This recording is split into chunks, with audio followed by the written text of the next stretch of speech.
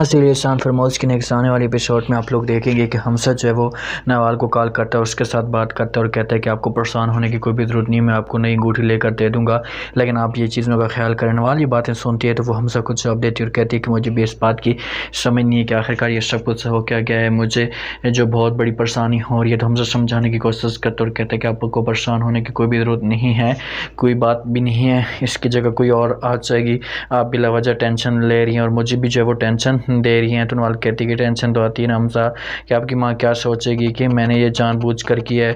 تو حمزہ کہتے کہ کچھ بھی نہیں سوچے گی، آپ کو بول دیا نا، بس آپ ٹینشن نہ لیں، دل کا صاف کریں اور جو دل میں آپ کہتے ہیں آپ وہی کریں۔ ایک انگوٹھی نہیں، میں آپ کو 2 انگوٹھیاں دے دوں گا کیونکہ میں تو آپ کے ساتھ محبت کرتا ہوں۔ نوال اس بات پہ خوش ہوتی ہے، لیکن حمزہ کو کہتی ہے کہ پھر بھی حمزہ مجھے یہ چیزیں بالکل بھی اچھی نہیں لگتی، بس میرا جو دل کہتا ہے کہ یہ سب کچھ فلک نے کیا ہوگا۔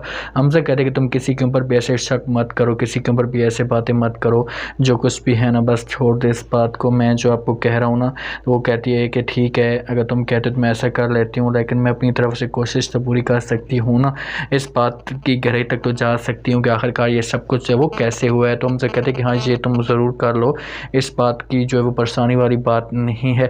دوسری طرف آپ لوگوں کو یہ بھی انٹرسٹنگ اور کمال کا جو ہے وہ سین دیکھنے کو ملے گا کہ آتا ہے جہاں پر توقیر عالیہ کے پاس اسے کہتے ہیں کہ جو کچھ بھی ہو رہا ہے اس گھر میں نا، پلیز اب اس گھر کو چھوڑ ہی دو، اس مسئلے کو جو وہ اب ختم کر دو، یہ گھر جو مکمل تباہ و برباد ہوتا جا رہا ہے۔ یہ باتیں عالیہ سنتی ہے تو وہ کہتی ہے کہ اس بات کا اندازہ مجھے بھی ہے کہ یہ سب کچھ برباد ہوتا جا رہا ہے، لیکن اب میں کیا کروں، مجھے بتاؤ تو صحیح۔ میں نے آپ کو پہلے بھی کہا تھا کہ اس لڑکی کو جہاں پر نہیں رکھنا ہے، اس لڑکی کو نکال دو، لیکن آپ میری کو بھی بات نہیں سنتے، اب میں کیا کروں، مجھے بتاؤ تو صحیح۔ تو توقیر کہتا ہے کہ کیسے اسے میں نکال دوں، اب مجھے بتائیں تو صحیح، یہ سب کچھ میں نہیں کر سکتا، یہ سب کچھ ایسے نہیں ہو سکتا جیسا تم سوچ رہی ہو۔ کہ کیوں نہیں ہو سکتا؟ جب وہ جان بوجھ کر گھر کو برباد کرنا چاہتی ہے، وہ جان بوجھ کر اس قسم کا قدم اٹھانا چاہتی ہے، تو پھر آپ کو اس گھر میں اسے رکھنے کا کوئی بھی فائدہ نہیں ہے۔ اگر وہ اس گھر میں رہے گی تو میں نہیں رہوں گی۔ تو وہاں پر توقیر کہتے کہ مطلب تم چاہتی ہو کہ ہم دونوں بھائی علیحدہ ہو جائیں۔ عالیہ کہتی کہ اتنا عرصہ ہم پہلے رہ رہے تھے، کبھی میں نے کہا تھا کہ ہم جو وہ علیحدہ ہو جائیں؟ میں نے کبھی آپ کو کہا تھا کہ تم علیحدہ گھر لے لو؟ کبھی بھی نہیں کہا نا، تو ابھی میں کبھی بھی نہیں کہہ سکتی۔ فلک آتی ہے عالیہ کے پاس اور اسے آ کر کہتی کہ جتنا بھی زور لگانا ہے آپ نے لگا لو، لیکن ایک بات کان کھول کر سن لو، اس سے آپ کو کچھ ملے گا نہیں۔ آپ کے لیے بہتر یہی ہوگا کہ آپ جو ہے وہ یہاں سے ہٹ جائیں، اپنے آپ کو پیچھے کر لیں۔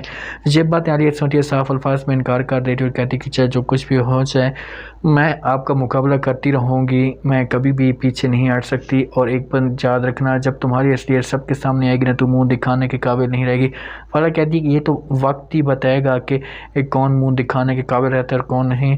آپ کے اوپر میں ایسا جھوٹا الزام لگاؤں گی کہ آپ ہمیشہ کے لیے گھر چھوڑ کر چلی جائیں گی اور سب کی نظروں میں گر جائیں گی، اس لیے بہتر یہ ہوگا کہ آپ مجھ سے علیحدہ ہو جائیں۔